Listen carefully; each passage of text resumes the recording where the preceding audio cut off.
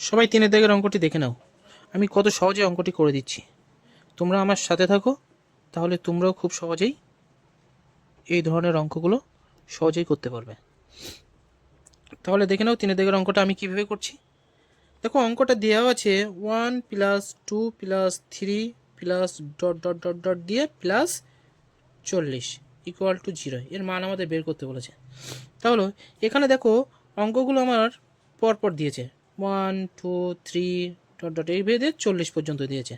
যখন এই যে অঙ্কগুলো এরকম অঙ্ক দেবে, এদের মধ্যে ডিফারেন্স দেখবে প্রত্যেকের মধ্যে সেম ডিফারেন্স আছে। 1 থেকে 2 এর ডিফারেন্স 1, 2 থেকে 3 এর মধ্যে 1 ডিফারেন্স।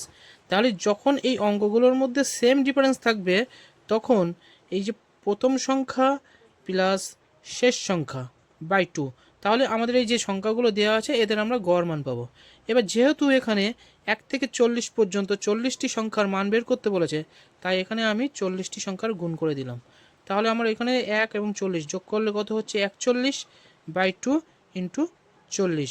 2 দিয়ে যদি আমি 40কে যদি কাটি তাহলে হচ্ছে 20। তাহলে 41 আর 20 যদি গুণ করা হয় তাহলে হচ্ছে 0, 2 1 2, 4 2 8, 820। দেখো তো 820 কোন অপশানে আছে?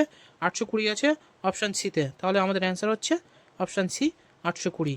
যদি আমার এই ভিডিওগুলো আপনাদের ভালো লাগে তাহলে অবশ্যই লাইক, কমেন্ট এবং ফলো করে পাশে থাকবেন।